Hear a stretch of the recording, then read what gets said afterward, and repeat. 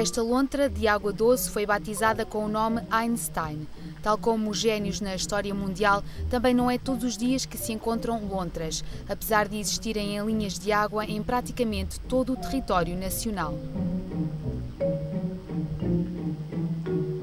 Einstein é o terceiro exemplar de lontra que o Núcleo Regional do Litoral Alentejano da Quercos tenta salvar. O principal objetivo do projeto Lontras em Liberdade é a devolução à natureza. A grande parte, neste momento, das lontras que se encontram nos centros de recuperação foram juvenis que foram efetuadas pilhagens passivas, portanto as pessoas encontraram os jovens quase que a chorar e, portanto, apanham e fazem-nos chegar aos centros, aquilo que é errado.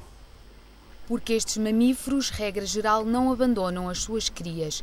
Se porventura avistarmos uma lontra sozinha, é sinal de que os pais fugiram devido à presença humana e aguardam o momento certo para voltarem. Hoje fala-se no lince, porque nós destruímos tudo aquilo que eram habitats dessa espécie e, portanto, ele chegou à exaustão, quase à extinção. E as lontras, tal como é preocupante hoje, no entanto, porque nós estamos a interferir diretamente nos habitats delas e, portanto, é o equilíbrio da própria natureza, se não tivesse cá o homem, era perfeito.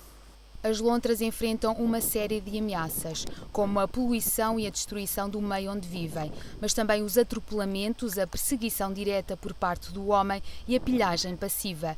A nível mundial, têm um estatuto de espécie quase ameaçada. Em Portugal, a situação é menos grave e o estatuto da espécie é pouco preocupante. Por exemplo, no concelho de Santiago do Cacém, junto à Reserva Natural das Lagoas de Santo André e da Sancha, existem com abundância. Em Portugal, basicamente, qualquer linha de água, os charcos pequeninos e tal, há sempre lontras.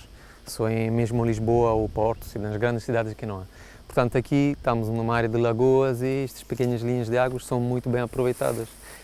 É muito bem provável que elas moram lá naquelas silvas, dormem normalmente durante o dia. Pescadora nata, como se pode constatar pelas imagens captadas pelo biólogo Lourenço Quaglietta, na zona de Évora, a lontra persegue as suas presas até a exaustão e poucas escapam à sua rapidez. As lontras são também uma espécie solitária, os machos chegam a ocupar o território de várias fêmeas. Uma das coisas que normalmente as pessoas costumam pensar que se podem encontrar grupos ou ver grupos facilmente de lontras. Não, quando vemos um grupo, quase sempre é uma mãe com as crias, porque é uma espécie com uma territorialidade intrasexual. Normalmente os mesmos sexos, digamos, não se dão bem. Ainda se sabe muito pouco sobre a espécie. Em Itália, hoje em dia, as lontras são raras, daí a vinda do biólogo Lourenço Quaglietta para Portugal, para poder estudá-las de perto. Não fosse o comportamento esquivo e noturno destes animais, poderiam avistar-se mais vezes. Um animal está lá com uma prevenção muito grande. E já sabe que não pode retirar uma lontra quando a encontrar sozinha? Claro.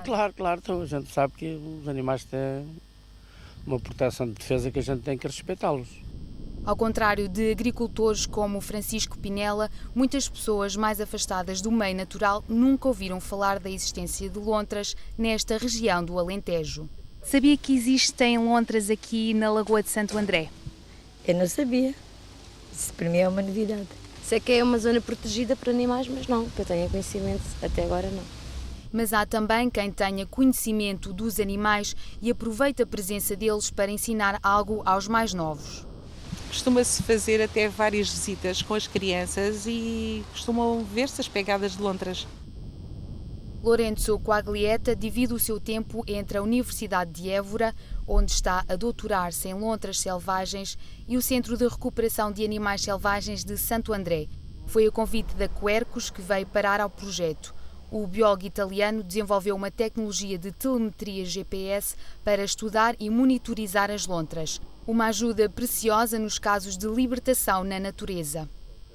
Foi escolhido então de testar, e isto é a primeira vez que se faz isto nesta espécie, umas tecnologias um bocadinho mais avançadas que davam uma frequência de localizações de lontras muito alta e especialmente que não necessitavam de pessoas no campo. Tal como Berinjela, a primeira lontra posta em liberdade pelo Centro de Recuperação de Animais Selvagens, também a Eureka apareceu morta. Encontramos o animal num caixote do lixo, tinha o crânio todo partido aqui, depois foi feita a necrópsia no estado de Évora, que revelou mesmo o esmagamento do crânio. É uma morte. Temos provas, temos uns pontos do GPS que apontam mesmo para uma casa no específico. No Centro de Recuperação, apesar dos anteriores insucessos, continua a lutar-se pela reintrodução dos animais que chegam a este espaço seminatural de 400 metros quadrados, bem vedado para evitar fugas. O Einstein chegou ao Centro de Recuperação de Animais Selvagens em Santo André em agosto do ano passado. Atualmente ainda aqui está e está completamente habituado à presença dos humanos, como se pode ver. O veterinário deste Centro de Recuperação da Quercus avalia pontualmente o estado de saúde da lontra. Ao contrário de alguns animais que são apanhados feridos, Einstein não precisa de cuidados de saúde. Para evitar manipulá-lo, Pedro Melo faz-lhe apenas análise de rotina de 3 em 3 meses para confirmar se continua bem.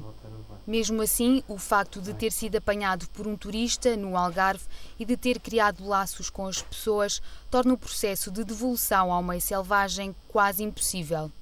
Consegue dominar tanto o ambiente terrestre como o aquático e tem um comportamento domesticado que pode inviabilizar a sua libertação e essa é a única coisa que nos preocupa, mas de resto tem sido um ser cheio de saúde. Sem um futuro risonho no habitat natural, os responsáveis do projeto Lontras em Liberdade esperam que Einstein encontre bem-estar e brilhe num centro de observação de animais e que tenha, pelo menos, uma utilidade pedagógica.